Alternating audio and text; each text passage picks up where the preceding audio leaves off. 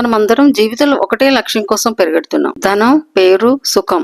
కానీ నిజంగా మన ఆత్మ కోరుకునేది ఏమిటి? అదే ముక్తి, జనన మరణ చక్రం నుండి విముక్తిని పొందటానికి మన ఋషులు చెప్పిన 4 మహా మార్గాలు ఉన్నాయి. వాటిని ఇప్పుడు తెలుసుకుందాం. జ్ఞాన మార్గం. నేను ఎవరు అనే ప్రశ్నతో ప్రారంభం అవుతుంది ఈ మార్గం. శరీరం కాదు, మనస్సు కాదు, ఆత్మనే నేను అని తెలుసుకోవడం జ్ఞానం. ఈ మార్గాన్ని గొప్పగా వివరించిన మహానుభావుడు ఆది శంకరాచార్య.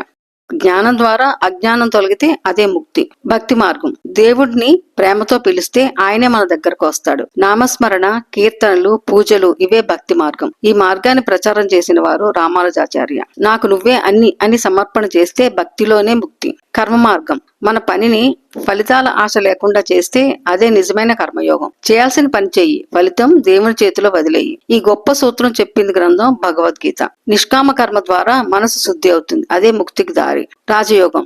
మనస్సును జయించిన వాడే నిజమైన విజేత.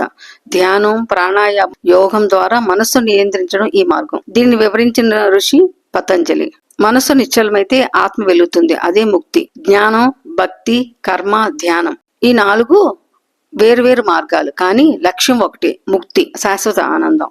మీరు ఏ మార్గాన్ని ఎంచుకుంటారు? కామెంట్ లో చెప్పండి. ఇలాంటి ఆధ్యాత్మిక విషయాల కోసం ఛానల్ ని సబ్స్క్రైబ్ చేయండి, లైక్ చేయండి, షేర్ చేయండి. Thank you.